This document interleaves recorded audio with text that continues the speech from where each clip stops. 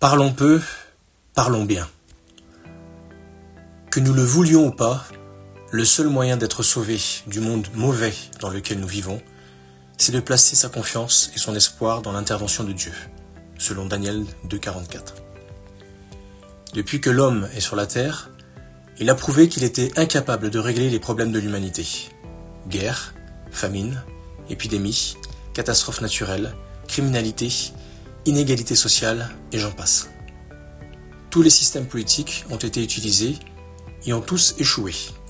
Royauté, démocratie, dictature, socialisme, communisme, capitalisme, oligarchie et maintenant mondialisme, selon Ecclésiaste chapitre 8, verset 9.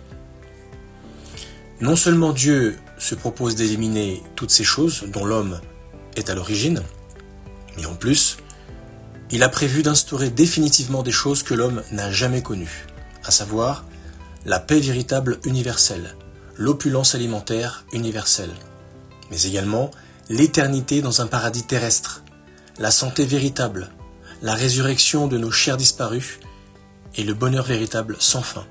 Et ceci pour tous les hommes, pas pour une minorité. Selon Isaïe chapitre 25 verset 8, chapitre 35 versets 5 et 6, chapitre 65 versets 21 et 22 et Révélation chapitre 21 verset 4. Qu'on le veuille ou non, la personne que Dieu a choisie pour mettre ces choses en place, ce n'est pas Bouddha, ni Mohammed, ni la Vierge Marie, ni la pléthore de dieux païens que beaucoup adorent, ni les ancêtres, et encore moins Satan et ses démons. Dieu a choisi Jésus pour le représenter sur terre et dans les cieux, car il est le seul à être descendu du ciel, puis remonté en restant obéissant, selon Isaïe chapitre 9 versets 6 et 7. Beaucoup de gens n'ont pas saisi la profondeur de l'amour que Dieu a pour nous. Ils sont trop attachés à des choses charnelles et matérielles et s'attendent à ce que leur quotidien s'améliore, telles que une augmentation de salaire, une baisse d'impôts, une revalorisation du pouvoir d'achat, une réforme des retraites avantageuse, etc. Selon Isaïe chapitre 48 versets 17 et 18. N'oubliez pas, ceci est le monde de Satan, et ses codes, il les change comme bon lui semble, pour continuer de vous rendre dépendants, de vous diviser et de vous manipuler, selon 1 Jean chapitre 2 versets 15 à 17. La Bible nous encourage à nous libérer du mensonge de ce monde en embrassant la vérité.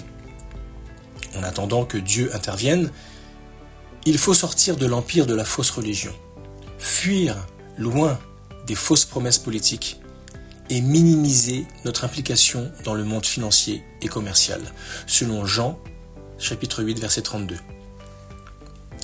Dernière chose, la Bible est là pour bâtir notre foi et notre relation avec Jéhovah Dieu, pour qu'au jour de son inspection, nous soyons protégés.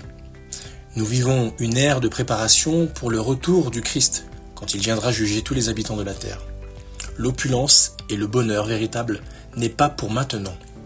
En attendant, demandons à Dieu de nous aider à supporter les difficultés que nous subissons, sachant très bien que ce n'est pas l'homme qui remédiera, selon 2 Timothée chapitre 3 versets 16 et 17. Suivez le Christ, il vous mènera à Dieu. Une fois que vous l'aurez trouvé, ne lâchez plus sa main. Il n'y a qu'un seul chemin qui mène à lui, selon Matthieu chapitre 7, verset 21.